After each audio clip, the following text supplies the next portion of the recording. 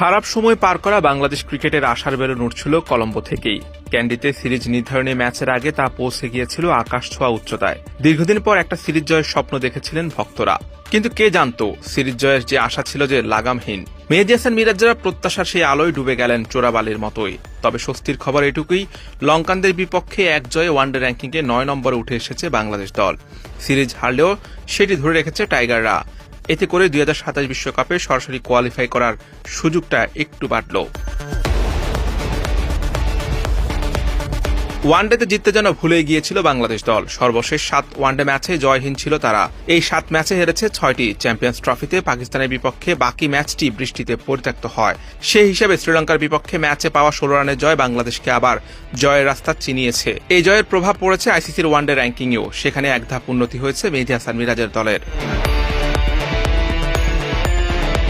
সংযুক্ত আরব আমিরাতে গত নভেম্বরে আফগানদের কাছে সিরিজ হারের পর বাংলাদেশ নেমে গিয়েছিল র্যাঙ্কিংয়ের 9 নম্বরে। এরপর গত মে মাসে আইসিসি র্যাঙ্কিংয়ের বার্ষিক হালনাগাদ করার পর বাংলাদেশ নেমে যায় 10-এ। বাংলাদেশের সবচেয়ে পছন্দের সংস্করণ 50 ওভারের ক্রিকেট, অথচ এই সংস্করণে চলছে দুর্দশা। 2006 সালের পর প্রথমবারের মতো মে মাসে 10 নম্বরে নেমে যায় বাংলাদেশ। শ্রীলঙ্কার বিপক্ষে একটি জয় আপাতত 10 নম্বর থেকে বাংলাদেশকে টেনে তুলেছে।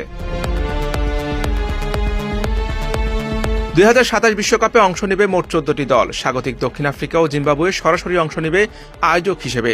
বাকি 12 দলের মধ্যে শীর্ষ 8 দল সরাসরি বিশ্বকাপে মূল পর্বে খেলার সুযোগ পাবে। বাকি 4 দলকে আসতে হবে বাছাই পর্ব বা কোয়ালিফায়ার থেকে। এই হিসাব অনুযায়ী বাংলাদেশকে যদি প্লে অফ বা কোয়ালিফায়ারে না খেলতে হয় তাহলে র্যাঙ্কিংয়ে থাকতে হবে অন্তত শীর্ষ 8-এ। দক্ষিণ আফ্রিকা যদি সেরা 8-এ না থাকে তাহলে সেরা 7 দল খেলবে 2027 বিশ্বকাপ। আর প্রোটিয়ারা সেরা 8-এ থাকলে বাংলাদেশকে অন্তত সেরা 9-এ হলেও থাকতে হবে। অর্থাৎ সরাসরি বিশ্বকাপ খেলা নিশ্চিত করতে হলে কমপক্ষে 8 বা 9 নম্বরে নিজেদের অবস্থান ধরে রাখতে হবে।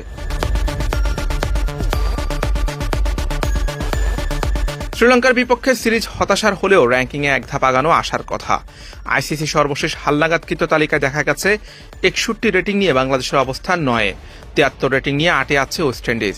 এই দলটির বিপক্ষে নভেম্বরে 3 ম্যাচের ওয়ানডে সিরিজ খেলবে টাইগাররা। দেশের মাটিতে ক্যারিবিয়ানদের সেই সিরিজ হারাতে পারলে তালিকার 8 নম্বরে উঠে যাবে মিরাজের দল। কেবল সিরিজ জয় নয়, র্যাঙ্কিংয়ে উন্নতি করার জন্য গুরুত্বপূর্ণ ঘরের মাঠে সেই সিরিজ। এখন থেকে 2027 সালে 31 মার্চ পর্যন্ত প্রতিটি ওয়ানডে ম্যাচ র্যাঙ্কিংয়ে প্রভাব ফেলবে। এই সময়ের মধ্যে যত বেশি ম্যাচ জেতা যাবে ততই র্যাঙ্কিংয়ে উন্নতি করা যাবে।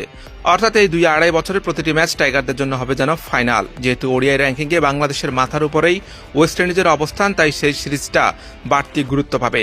কারণ তাদেরকে হারাতে পারলে বাংলাদেশ যেমন উপরে উঠবে তেমনি নিচে নামবে ক্যারিবিয়ানরা।